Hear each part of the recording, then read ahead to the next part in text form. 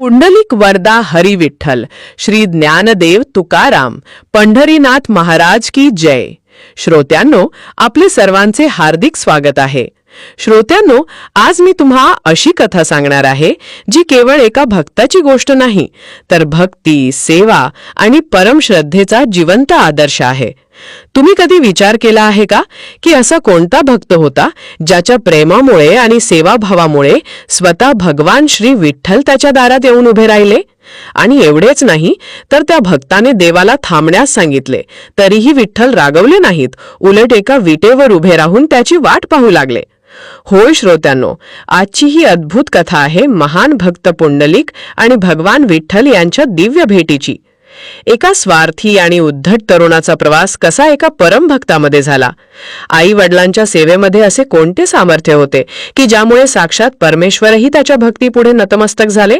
आणि पंढरपूर हे पवित्र तीर्थक्षेत्र कसे निर्माण झाले? या सर्व प्रश्नांची उत्तरे तुम्हाला आजच्या या रोमांचकारी कथेमध्ये मिळणार आहेत. कथा सुरू करण्यापूर्वी माझी तुम्हा सर्वांना नम्र विनंती आहे, जर तुम्ही भगवान विठ्ठल आणि रखुमाईचे खरे भक्त असाल तर या व्हिडिओला एक लाईक नक्की करा. आणि जर तुम्ही आमच्या चॅनलवर नवीन असाल तर चॅनलला सबस्क्राईब करून भक्तिमय कथांच्या या परिवाराचा भाग बना. तसेच कमेंटमध्ये जय हरी विठ्ठल अवश्य लिहा. चला तर मग श्रोत्यांनो, या अलौकिक प्रवासाला सुरुवात करूया. जय हरी विठ्ठल. अनेक युगांपूर्वीच्या या कथेची सुरुवात दिंडीरवन नावाच्या एका अत्यंत घनदाट, शांत आणि निसर्गरम्य अशा वनातून होते. या वनामध्ये निसर्गाचे सौंदर्य अत्यंत मनमोहक होते आणि सर्वत्र भक्तीचे एक पवित्र वातावरण व्यापून राहिले होते. याच पवित्र भूमीत जानुदेव आणि मुक्ताबाई नावाचे एक अत्यंत सात्विक, दयाळू आणि ईश्वरभक्त दाम्पत्य राहत होते. काही ग्रंथांमध्ये मुक्ताबाईंना सत्यवती या नावानेही ओळखले जाते, परंतु त्यांचे मातृत्व आणि भक्ती सर्वत्र सारखीच महान होती. जानुदेव आणि मुक्ताबाई यांचे संपूर्ण जीवन अत्यंत साधेपणाचे आणि भगवंताच्या अखंड नामस्मरणात व्यतीत होत असे. त्यांच्या हृदयात केवळ ईश्वराविषयीची अढळ श्रद्धा आणि जगातील प्रत्येक जीवाप्रती अपार करुणा भरलेली होती. हे वृद्ध दाम्पत्य परिसरातील प्रत्येकासाठी अत्यंत आदरणीय होते आणि त्यांच्या वागण्यातून साक्षात वात्सल्याचा झरा वाहत असे. त्यांच्या झोपडीत संपत्ती नव्हती, पण समाधानाचा आणि भक्तीचा एक मोठा खजिना नक्कीच होता. अनेक वर्षांच्या कठोर तपश्चर्येनंतर आणि भगवंताच्या आराधनेनंतर त्यांच्या पोटी एका अत्यंत तेजस्वी आणि सुंदर पुत्राचा जन्म झाला. या पुत्राचे नाव त्यांनी अत्यंत प्रेमाने पुंडलिक असे ठेवले. पुंडलिकाच्या जन्माने जानुदेव आणि मुक्ताबाई यांच्या जीवनात एक अवर्णनीय आनंद आणि आशेचा किरण निर्माण झाला होता. त्यांना वाटले की त्यांच्या आयुष्याचे सार्थक झाले आहे. लहानपणापासूनच पुंडलिक अत्यंत आज्ञाधारक, हुशार आणि आपल्या आईवडिलांवर जीवापाड प्रेम करणारा मुलगा होता. त्याचे बालपण आईवडिलांच्या संस्कारांच्या सावलीत अत्यंत सुखात आणि आनंदात व्यतीत होत होते. जानुदेव आणि मुक्ताबाई यांना मनोमन वाटत होते की आपले म्हातारपण आता या सुसंस्कृत आणि प्रेमळ पुत्राच्या भक्कम आधारावर अत्यंत समाधानात पार पडेल. त्यांच्या डोळ्यांत पुंडलिकाबद्दल केवळ अभिमान आणि प्रेमच ओसंडून वाहत असे. वेळ अत्यंत वेगाने पुढे सरकत होता आणि बघता बघता पुंडलिक आता एक देखणा, कर्तबगार आणि तरुण पुरुष बनला होता. योग्य वेळ आल्यावर जानुदेव आणि मुक्ताबाई यांनी पुंडलिकाचा विवाह एका अत्यंत सुंदर कन्येशी लावून दिला. परंतु विवाहाच्या या मंगल क्षणासोबतच पुंडलिकाच्या जीवनात एका मोठ्या दुर्दैवाचे आणि विनाशाचे वारे वाहू लागले, ज्याची कल्पना त्या वृद्ध दाम्पत्याला स्वप्नातही नव्हती. विवाहानंतर पुंडलिकाच्या पत्नीने घरात प्रवेश केला आणि तिच्या सोबतीने पुंडलिकाच्या मनावर मोहाचे आणि अहंकाराचे जाळे पसरू लागले. पुंडलिकाचे आपल्या पत्नीवर अतोनात प्रेम जडले. या अंध प्रेमाच्या आहारी जाऊन तो आपले मूळ संस्कार आणि आई वडिलांप्रती असणारे आपले कर्तव्य पूर्णपणे विसरून गेला. त्याच्या वागण्यात हळूहळू पण अत्यंत भयंकर बदल होऊ लागला. जो पुंडलिक कधी काळी आपल्या आई वडिलांच्या शब्दाबाहेर नव्हता, तो आता त्यांच्याकडे पूर्णपणे दुर्लक्ष करू लागला होता. घरातील वातावरणात आता पूर्वीसारखी शांती राहिली नाही, तर त्या जागी सततचे वाद आणि कटुता निर्माण झाली होती. पुंडलिकाची पत्नी अत्यंत कठोर, स्वार्थी आणि मत्सरी स्वभावाची होती. तिला या वृद्ध सासू सासऱ्यांचा प्रचंड तिरस्कार वाटत असे आणि तिने पुंडलिकाचे कान भरायला सुरुवात केली. ती पुंडलिकाला नेहमी म्हणायची, हे म्हातारे आपल्याला सुखाने जगू देणार नाहीत, त्यांच्यामुळे आपल्या संसारात सतत विघ्ने येत आहेत. पत्नीच्या या विषारी शब्दांनी पुंडलिकाची बुद्धी पूर्णपणे भ्रष्ट झाली होती. हळूहळू पुंडलिक आपल्याच जन्मदात्या आई वडिलांचा अत्यंत क्रूरपणे आणि निर्दयीपणे अपमान करू लागला. घरात आता जानुदेव आणि मुक्ताबाई यांना साधे 2 वेळचे अन्नही सन्मानाने मिळणे कठीण झाले होते. पुंडलिक अत्यंत कठोर शब्दांत त्यांचा पाणउतारा करत असे आणि त्यांना घरातील नोकरांसारखी किंबहुना त्याहूनही वाईट वागणूक देऊ लागला होता. ज्या हातांनी या वृद्ध माता पित्यांनी त्याला लहानाचे मोठे केले होते त्याच हातांवर आता दररोज अश्रू ढाळण्याची वेळ आली होती.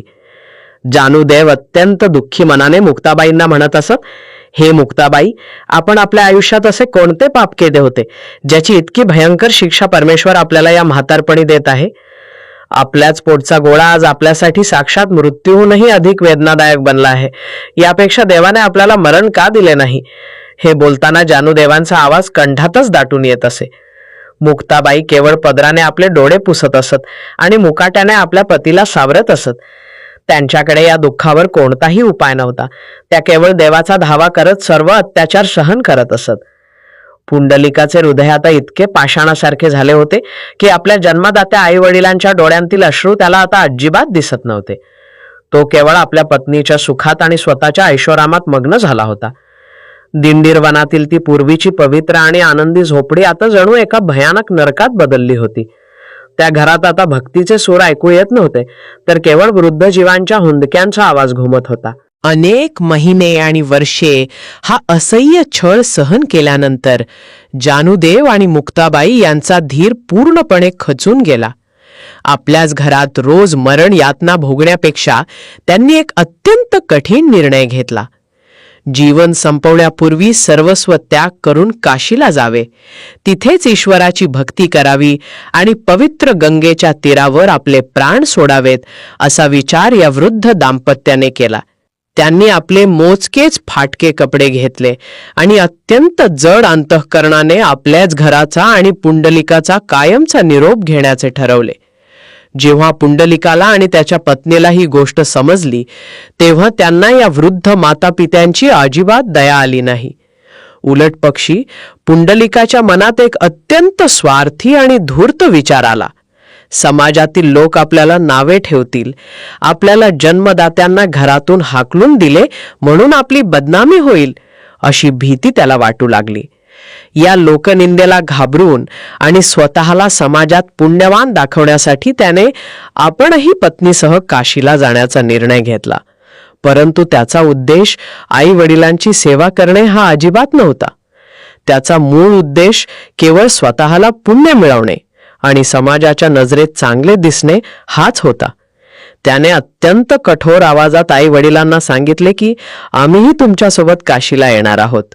तीर्थयात्रा सुरू झाली, परंतु हा प्रवास जानुदेव आणि मुक्ताबाई यांच्यासाठी एका भयंकर अग्निपरीक्षेसारखा किंबहुना साक्षात मृत्यूच्या वाटेसारखा होता.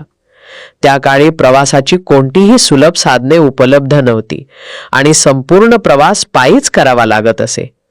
पुंडलिक आणि त्याची तरुण पत्नी घोड्यावर किंवा सुखसोयींनी प्रवास करत होते, तर वृद्ध आणि अशक्त जानुदेव मुक्ताबाई उन्हातान्हात अनवाणी पायांनी रक्ताळलेल्या अवस्थेत चालत होते. परंतु त्याच वेळी चालून थकलेल्या आपल्या वृद्ध आई वडिलांच्या गळ्यात जनावरांसारखे दोरखंड बांधून तो त्यांना अत्यंत निर्दयीपणे ओढत नेत असे. त्याचे हे कृत्य एखाद्या क्रूर राक्षसालाही लाजवणारे होते. ही दृश्य पाहून आकाशातील देवांचेही डोळे पाणावले असतील, पण मोहाने आंधळ्या झालेल्या पुंडलिकाच्या मनात करुणेचा एक थेंबही शिल्लक नव्हता. तो पुण्य मिळवण्यासाठी चालला होता, पण स्वतःच्या मातापित्यांना नरक यातना देऊन तो साक्षात महापापाचा धनी होत होता. अनेक दिवसांच्या या अत्यंत खडतर आणि वेदनादायी प्रवासानंतर नियतीने जणू पुंडलिकाच्या जीवनात एक मोठा बदल घडवून आणण्याचे ठरवले होते. जंगलातून वाट काढत असताना पुंडलिकाची वाट चुकली आणि तो मुख्य रस्त्यापासून भरकटला. त्याच्यासोबतचे इतर यात्रेकरू पुढे निघून गेले आणि पुंडलिक आपल्या पत्नी आणि आई वडिलांसह एका पूर्णपणे अनोळखी आणि सुनसान मार्गावर येऊन पोहोचला. चालून चालून सर्वजण अत्यंत थकले होते आणि संध्याकाळची वेळ झाल्यामुळे आजूबाजूला अंधार दाटून येऊ लागला होता. अशा अनोळखी जंगलात रात्र काढणे अत्यंत धोक्याचे होते. तेव्हा त्यांना वाटेत एक अत्यंत शांत, पवित्र आणि तेजपुंज असा आश्रम दिसला. हा आश्रम परम तपस्वी कुक्कुट स्वामी यांचा होता, ज्यांच्या तपाचा प्रभाव त्या संपूर्ण परिसरात जाणवत होता. पुंडलिकाने त्या रात्रीपुरता या आश्रमात मुक्काम करण्याचा निर्णय घेतला आणि सर्वांना तिथे थांबवले. आश्रमात पोहोचल्यावर पुंडलिकाने अत्यंत गर्विष्ठ आणि उद्धट स्वरात महर्षी कुक्कुट स्वामींना काशीला जाण्याचा मार्ग विचारला. कुक्कुट स्वामी अत्यंत शांत, स्थितप्रज्ञ आणि साध्या स्वभावाचे ऋषी होते. त्यांच्या चेहऱ्यावर एक अलौकिक तेज होते आणि त्यांच्या डोळ्यांत अपार वात्सल्य भरलेले होते. स्वामींनी पुंडलिकाकडे अत्यंत शांतपणे पाहिले आणि नम्रपणे उत्तर दिले, बाळा, आजपर्यंत मी कधीही काशीला गेलेलो नाही आणि त्यामुळे मला काशीला जाणारा मार्गही माहीत नाही. हे साधे आणि प्रामाणिक उत्तर ऐकून पुंडलिकाच्या अहंकाराने टोक गाठले. तो अत्यंत तुच्छतेने आणि उपहासात्मक हसत कुक्कुट ऋषींची खिल्ली उडवू लागला. तो मोठ्याने हसत म्हणाला, अरे, तुम्ही कसले ऋषी आहात, जे स्वतःला महान संन्यासी आणि ऋषी समजतात, पण ज्यांनी आयुष्यात एकदाही पवित्र काशीचे दर्शन घेतले नाही, त्यांचे जीवन तर पूर्णपणे व्यर्थ आहे. तुम्ही तर केवळ एक भोंदू संन्यासी दिसता, ज्याला साधं तीर्थक्षेत्राचं महत्त्वही माहीत नाही. असे म्हणून पुंडलिक त्यांचा घोर अपमान करू लागला. कुक्कुट स्वामींनी या अपमानावर कोणतीही संतप्त प्रतिक्रिया दिली नाही. ते अत्यंत शांत राहिले आणि त्यांनी पुंडलिकाच्या डोळ्यात डोळे घालून केवळ एकच वाक्य उच्चारले. ते म्हणाले, माझ्यासाठी माझे वृद्ध आईवडील हेच साक्षात शिवपार्वती आहेत आणि त्यांची सेवा करणे हेच माझे एकमेव तीर्थक्षेत्र आणि माझा खरा धर्म आहे. पुंडलिकाला त्या क्षणी या सखोल आणि ज्ञानवर्धक शब्दांचा अर्थ अजिबात समजला नाही. तो स्वतःच्याच अहंकारात मग्न होता आणि स्वामींच्या विचारांना मूर्खपणा समजून तो आपल्या विश्रांतीच्या जागी निघून गेला. त्या रात्री आश्रमात सर्वत्र घनदाट अंधार आणि नीरव शांतता पसरली होती. सर्वजण दिवसभराच्या प्रवासाने थकून गाढ झोपेत होते, पण पुंडलिकाच्या डोळ्यांवर मात्र आज अजिबात झोप येत नव्हती. त्याचे मन कोणत्या तरी अज्ञाताच्या भीतीने अस्वस्थ झाले होते. कुक्कुट स्वामींचे ते शब्द त्याच्या कानात वारंवार घुमत होते, पण त्याचा अहंकार त्याला शांत बसू देत नव्हता. अचानक मध्यरात्रीच्या सुमारास पुंडलिकाला आश्रमाच्या अंगणातून काहीतरी आवाज ऐकू आला. कोणाच्या तरी पैंजणांची आणि संवादाची कुजबूज त्याच्या कानावर स्पष्टपणे पडली. आश्रमात तर एकही स्त्री नव्हती. मग हा आवाज कुठून येत आहे या विचाराने पुंडलिक प्रचंड आश्चर्यचकित आणि सावध झाला. तो हळूच आपल्या बिछाण्यावरून उठला. आवाज ज्या दिशेने येत होता त्या दिशेने तो अंधारात दबक्या पावलांनी चालू लागला. जेव्हा तो आश्रमाच्या मुख्य अंगणात पोहोचला तेव्हा तिथे जे दृश्य त्याने पाहिले ते पाहून त्याच्या पायाखालची जमीनच सरकली. तिथे 3 अत्यंत विलोभनीय, तेजस्वी पण मलिन आणि फाटकी वस्त्रे नेसलेल्या स्त्रिया झाडू घेऊन आश्रमाची स्वच्छता करत होत्या. त्या पाण्याचा सडा घालत होत्या आणि सर्व परिसर अत्यंत भक्तिभावाने शुद्ध करत होत्या. त्यांच्या अस्तित्वाने त्या संपूर्ण परिसरात एक वेगळाच सुगंध आणि पावित्र्य पसरले होते. त्यांचे तेज इतके प्रखर होते की रात्रीच्या अंधारातही तिथे जणू सूर्याचा प्रकाश पडल्यासारखे वाटत होते. पुंडलिकाला काहीच समजेनासे झाले. काशीचा रस्ताही माहीत नसणाऱ्या एका साध्या ऋषीच्या आश्रमात मध्यरात्री येऊन दासींसारखी साफसफाई करणाऱ्या या रहस्यमयी आणि दिव्य स्त्रिया कोण आहेत? हा प्रश्न त्याला अस्वस्थ करू लागला. तो अत्यंत धैर्याने पुढे गेला आणि त्याने हात जोडून त्या स्त्रियांना विचारले, हे दिव्य मातांनो, आपण कोण आहात आणि या मध्यरात्री या सामान्य कुक्कुट स्वामींच्या आश्रमात आपण अशी देनींसारखी सेवा का करत आहात?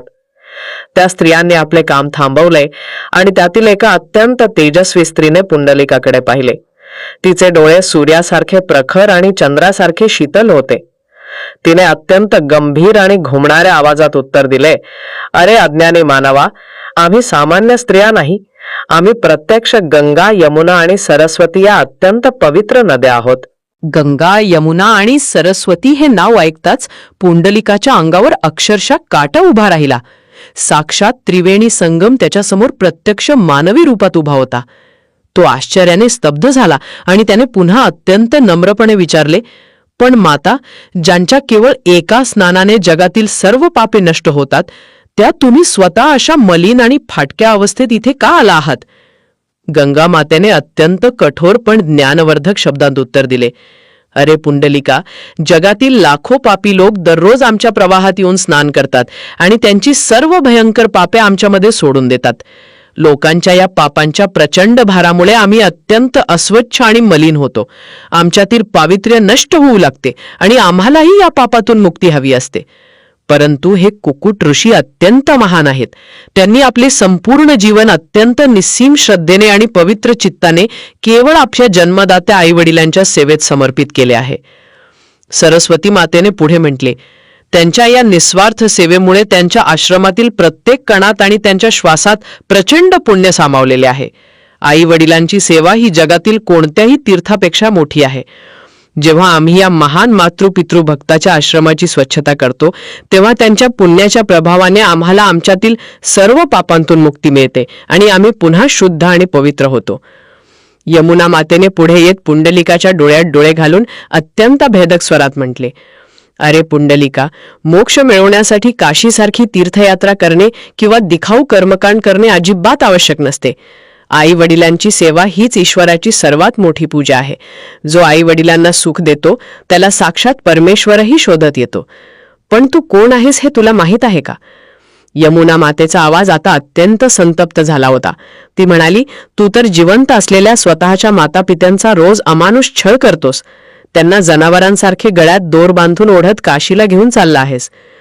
तू स्वतःला अत्यंत पुण्यवान समजतोस, पण प्रत्यक्षात तू या जगातील सर्वात मोठा पापी, कृतज्ञ आणि चांडाळ आहेस.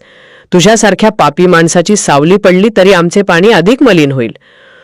हे सत्य आणि कठोर शब्द एखाद्या जळत्या बाणासारखे पुंडलिकाच्या हृदयाच्या आरपार घुसले. त्याच्या अहंकाराचा आणि खोट्या प्रतिष्ठेचा मोठा राजवाडा क्षणार्धात कोसळून जमिनीवर आला. त्याच्या डोळ्यांसमोर आतापर्यंत त्याने आईवडिलांवर केलेले सर्व अत्याचार, त्यांचे अश्रू आणि त्यांचे हुंदके एखाद्या भयानक चित्रपटासारखे तरळून गेले. त्याला स्वतःचीच प्रचंड लाज वाटू लागली. पुंडलिकाच्या डोळ्यांतून अश्रूंच्या धारा वाहू लागल्या.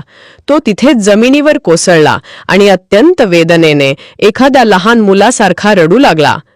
तो हात जोडून म्हणाला, हे मातांनो, तुम्ही माझे डोळे उघडले आहेत. मी खरोखरच एक अत्यंत नीच आणि कृतज्ञ पुत्र आहे. मी महापापी आहे आणि माझ्या पापांना कोणतीही क्षमा नाही. कृपया मला मार्ग दाखवा. मी आता काय करू? या नरक यातनेतून आणि माझ्या पापांच्या ओझ्यातून मी स्वतःला कसे मुक्त करू? तो अत्यंत कळवळून विनंती करू लागला. नद्यांच्या देवी तिथेच अदृश्य झाल्या, परंतु त्यांनी जाता जाता पुंडलिकाच्या अंधकारमय जीवनात एक कायमस्वरूपी ज्ञानाचा प्रकाश पेरला होता. आता तो पुंडलिक जुना, गर्विष्ठ आणि स्त्रीलंपट माणूस राहिला नव्हता. त्याचे संपूर्ण अंतर्बाह्य परिवर्तन झाले होते आणि त्याच्या आत एका अत्यंत शुद्ध अशा भक्ताचा जन्म झाला होता. पहाट होताच पुंडलिक एखाद्या वेड्यासारखा धावत जानुदेव आणि मुक्ताबाई यांच्या बिछाण्याकडे गेला. ते दोघेही भीतीने थरथर कापत होते. त्यांना वाटले की पुंडलिक पुन्हा त्यांना मारहाण करण्यासाठीच किंवा त्यांचा अपमान करण्यासाठीच आला आहे. परंतु जे घडले ते त्यांच्या कल्पनेच्याही पलीकडचे होते. पुंडलिकाने थेट त्यांच्या पायावर डोके ठेवले आणि तो हुंदके देऊन अत्यंत मोठ्याने रडू लागला. त्याच्या डोळ्यांतून वाहणाऱ्या पश्चातापाच्या अश्रूंनी जणू जानुदेव आणि मुक्ताबाईंचे पाय धुतले जात होते. पुंडलिक रडत रडत म्हणाला, हे तात, हे माते, मला क्षमा करा. मी अंध झालो होतो. मी माझ्याच घरातील देवांना ओळखू शकलो नाही आणि दगडाच्या देवासाठी काशीला निघालो होतो. मी तुम्हाला जे काही दुःख दिले आहे त्याची शिक्षा मला याच जन्मी भोगायची आहे. कृपया या अधम आणि पापी पुत्राला एकदा क्षमा करा. जानुदेव आणि मुक्ताबाईंचे हृदय तर वात्सल्याचा आणि प्रेमाचा महासागर होते. त्यांनी आपल्या मुलाला एवढा त्रास देऊनही कधीच मनातून शाप दिला नव्हता. ते केवळ त्याच्या कल्याणाचीच प्रार्थना करत असत. त्यांनी अत्यंत प्रेमाने आणि थरथरत्या हातांनी पुंडलिकाला उठवले आणि आपल्या हृदयाशी घट्ट कवटाळले. त्या तिघांच्याही डोळ्यांतून वाहणाऱ्या अश्रूंमध्ये जणू साक्षात गंगा आणि यमुनेचा संगम झाला होता. त्या क्षणी तिथे खऱ्या अर्थाने एक नवीन पुंडलिक जन्माला आला होता. तो पूर्वीचा भोगी आणि वासनांध पुंडलिक आता खऱ्या अर्थाने एक योगी बनला होता. वाल्याचा जसा वाल्मिकी झाला तसाच पुंडलिकाचाही उद्धार झाला होता. पुंडलिकाने तिथेच ठाम निश्चय केला आणि ठरवले की आता कोणतीही काशी यात्रा नाही आणि कोणतेही बाह्य तीर्थक्षेत्र नाही. माझे आई वडील हेच माझे काशी आणि हेच माझे पंढरपूर. तो आपल्या आई वडिलांना अत्यंत सन्मानाने, प्रेमाने आणि काळजी घेत पुन्हा आपल्या मूळ गावी दिंडीरवणात घेऊन आला. आता त्याचे उर्वरित संपूर्ण आयुष्य केवळ आणि केवळ एकाच उद्देशासाठी वाहिलेले होते. तो उद्देश म्हणजे आपल्या आईवडिलांची अहोरात्र अत्यंत निष्ठेने केलेली सेवा. पुंडलिक आता आपल्या हातांनी त्यांना अत्यंत प्रेमाने स्नान घालत असे. तो स्वतःच्या हातांनी अत्यंत चविष्ट भोजन बनवून त्यांना भरवत असे आणि रात्री त्यांचे पाय चेपून त्यांना शांत झोप लागल्यावरच स्वतः थोडीशी विश्रांती घेत असे. त्याची ही मातृपितृभक्ती इतकी अमर्याद, निस्वार्थ आणि पराकोटीची होती की तिच्या तेजाने पृथ्वीवरील ऋषीमुनीच काय, पण साक्षात स्वर्गलोकातील देवही आश्चर्यचकित झाले. पुंडलिक दिंडीरवणात आपल्या आईवडिलांच्या सेवेत अत्यंत तल्लीन असताना तिकडे दूर द्वारकेमध्ये साक्षात भगवान श्रीकृष्णाच्या सुवर्णमयी दरबारात एक वेगळीच दिव्य लीला सुरू होती. एकदा द्वारकेमध्ये भगवान श्रीकृष्ण आपल्या सिंहासनावर अत्यंत एकांतात बसले होते. त्यावेळी त्यांना अचानक आपल्या गोकुळातील बालपणीच्या आठवणी येऊ लागल्या. त्यांना गोप गोपिकांचे निष्पाप प्रेम आणि विशेषतः आपली सर्वात लाडकी सखी राधेची अत्यंत तीव्र आणि व्याकुळ करणारी आठवण आली. भगवंताचे मन राधेच्या प्रेमाने भरून आले. भगवंतांनी क्षणाचाही विलंब न लावता आपल्या दिव्य आणि अलौकिक शक्तीने राधेला पुन्हा सजीव केले आणि अत्यंत आदराने तिला आपल्या मांडीवर बसवून तिच्याशी मधुर संवाद साधू लागले. नेमक्या त्याच वेळी तिथे माता रुक्मिणीचे आगमन झाले. जेव्हा रुक्मिणीने श्रीकृष्णाला राधेसोबत इतक्या जवळीकीने आणि प्रेमाने बोलताना पाहिलं तेव्हा तिच्या मनात अत्यंत तीव्र मत्सराची भावना निर्माण झाली. तिला श्रीकृष्णाचे हे वागणे आपला मोठा अपमान वाटले. अत्यंत रागाने आणि दुखावलेल्या अंतःकरणाने माता रुक्मिणीने त्वरित द्वारका सोडण्याचा अत्यंत कठोर निर्णय घेतला. तिने श्रीकृष्णाला एकही शब्द न सांगता आपला सर्व राजेशाही थाट सोडून द्वारकेतून प्रस्थान केले. अज्ञातवासात राहण्यासाठी ती थेट दिंडीरवणात, सध्याचे पंढरपूर, येऊन एकांतात कठोर तपश्चर्या करत बसली. जेव्हा श्रीकृष्णाला या भयंकर रागाची आणि तिच्या निघून जाण्याची बातमी समजली तेव्हा ते अत्यंत अस्वस्थ झाले.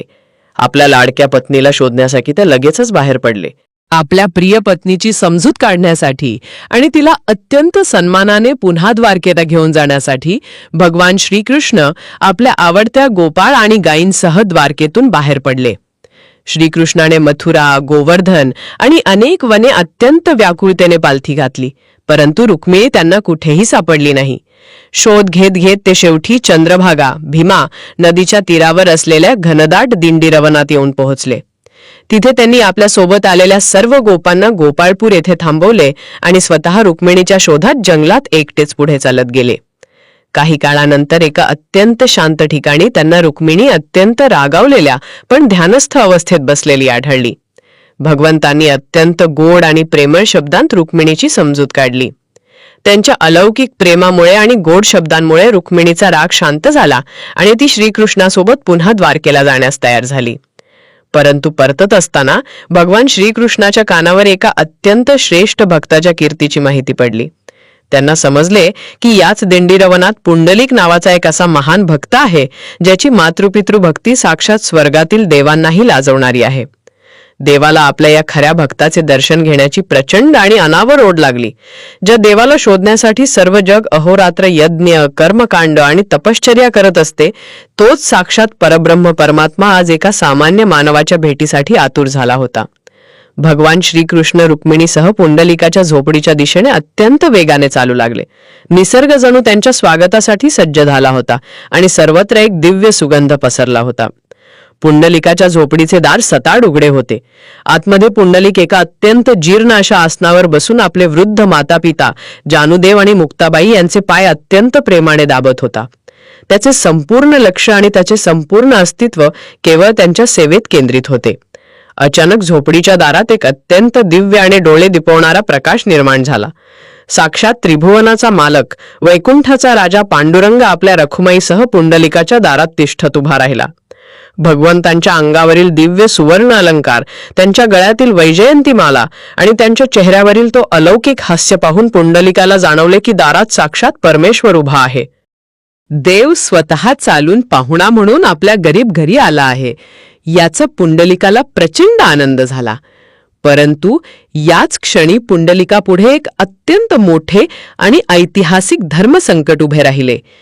जर तो देवासमोर नतमस्तक होण्यासाठी आणि त्यांचे स्वागत करण्यासाठी जागेवरून उठला तर त्याच्या वृद्ध आईवडिलांची झोपमोड झाली असती आणि त्यांच्या सेवेत खंड पडला असता. आणि जर तो उठला नाही तर दारात आलेल्या साक्षात परब्रह्माचा, अतिथीचा तो अत्यंत मोठा अपमान ठरला असता. हा प्रसंग कोणत्याही सामान्य माणसाला वेड लावणारा होता. परंतु पुंडलिक आता सामान्य उरला नव्हता. त्याच्या भक्तीने एक वेगळीच आणि सर्वोच्च उंची गाठली होती. त्याच्यासाठी त्याचे झोपलेले आईवडील हेच प्रत्यक्ष परब्रह्म होते. त्याने अत्यंत शांतपणे विचार केला, ज्या ईश्वराने मला हे आईवडील दिले त्या ईश्वरापेक्षाही मोठी माझी त्यांच्याप्रती असणारी प्रत्यक्ष सेवा आहे. पुंडलिकाने जागेवरून न उठता केवळ वळून पाहिले आणि अत्यंत सुहास्य वदनाने बसल्या जागेवरूनच भगवंताला विनम्र अभिवादन केले. पुंडलिक भगवंताला उद्देशून अत्यंत मधुर पण ठाम आवाजात म्हणाला, हे द्वारकाधीश, हे त्रिलोकीनाथा, माझे हे अत्यंत मोठे अहोभाग्य आहे की आपण स्वतः माझ्या कुटीवर आला आहात. परंतु हे प्रभो, मी सध्या माझ्या प्रत्यक्ष ईश्वरांची म्हणजे माझ्या मातापित्यांची सेवा करत आहे. जोपर्यंत माझी ही सेवा पूर्ण होत नाही तोपर्यंत मी इथून उठू शकत नाही. असे म्हणून पुंडलिकाने आपल्या बाजूला पडलेली एक साधी मातीची वीट उचलली आणि ती अत्यंत आदराने भगवंताच्या दिशेने दारात भिरकावली. तो अत्यंत प्रेमाने म्हणाला, हे जगन्नाथा, तोपर्यंत या विटेवर उभे राहा आणि माझी प्रतीक्षा करा. मी माझी सेवा पूर्ण करून नक्कीच आपल्या भेटीसाठी येईन. कोणताही गर्विष्ठ राजा किंवा देव असता तर त्याने हा आपला घोर अपमान मानला असता. पण हा तर भक्तांचा अंकित असणारा, भक्तीचा अत्यंत भुकेला देव होता. भगवान श्रीकृष्णाला पुंडलिकाच्या या निस्सीम आणि अद्वितीय सेवाभावाचे प्रचंड कौतुक वाटले. भगवंताच्या डोळ्यांतून आनंदाश्रू तरळले. त्याने ती साधी मातीची वीट अत्यंत आनंदाने स्वीकारली. आपले दोन्ही हात कमरेवर ठेवले, पाय जुळवले आणि साक्षात परब्रह्म त्या साध्या विटेवर शांतपणे उभे राहिले.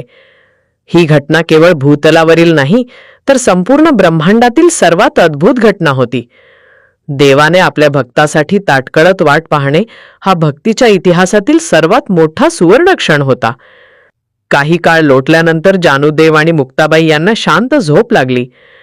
त्यांची पूर्ण खात्री झाल्यावर पुंडलिक अत्यंत हळुवारपणे आपल्या जागेवरून उठला आणि त्याने थेट झोपडीच्या दाराकडे धाव घेतली. दारात येताच त्याने साक्षात विष्णूच्या चरणांवर आपले डोके ठेवले. तो गहिवरून म्हणाला, हे कृपासिंधू, एका क्षुद्र मानवासाठी तुम्ही इतका वेळ तिष्ठत उभे राहिलात. मी अत्यंत अपराधी आहे. भगवान श्रीकृष्णाने अत्यंत प्रेमाने पुंडलिकाला उठवले आणि आपल्या हृदयाशी घट्ट कवटाळले. देव अत्यंत गदगदून म्हणाले, अरे पुंडलिका, तू अपराधी नाहीस. तू तर जगातील सर्वश्रेष्ठ आणि माझा सर्वात लाडका भक्त आहेस. तुझ्यासारख्या भक्ताचे दर्शन घेऊन आज मी स्वतःला अत्यंत धन्य समजत आहे. तुझ्या या मातृपितृ भक्तीने मी अत्यंत प्रसन्न झालो आहे. माग, तुला काय हवे आहे? तू जे मागशील ते मी आज आनंदाने देईन. पुंडलिकाने अत्यंत निस्वार्थपणे हात जोडले. तो म्हणाला, हे देवा, मला माझ्या प्रपंचासाठी, राज्यासाठी किंवा स्वतःच्या मोक्षासाठी काहीही नको आहे. मला पैसा, संपत्ती किंवा कसलाही भौतिक मोह अजिबात नाही. माझी केवळ एकच अत्यंत नम्र विनंती आहे.